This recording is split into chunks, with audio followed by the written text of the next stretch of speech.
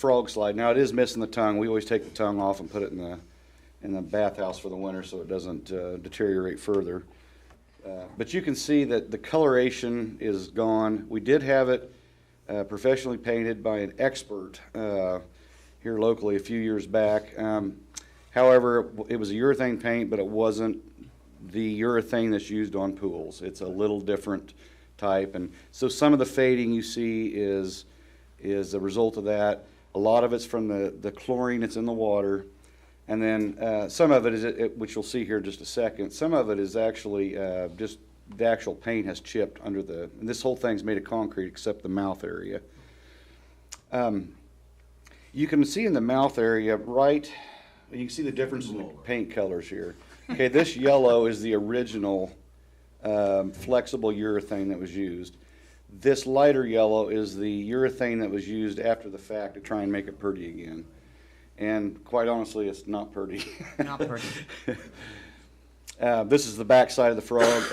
Again, there's one area here where the paint is actually chipped and it's down to concrete. I did ask both companies, how do you deal with something like that? And they said, that's actually minimal compared to what we're used to dealing with.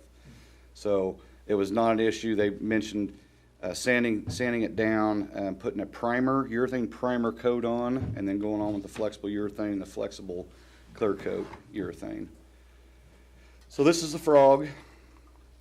This is the alligator. Now, looking at this alligator, it's actually in pretty good shape. It looks pretty darn good. I know they clean it and wax it every year. But what you're seeing here does not show the true story. This is the underside of it.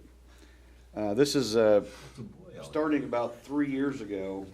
City staff began putting urethane on the water portion, the part that sits in the water, to try and further protect it so it lasts longer. But again, you can see here on the arm, it's wore through. So that alligator also needs to be refurbished as well. Paint on the tape for the sophomores up here. No respect. No respect.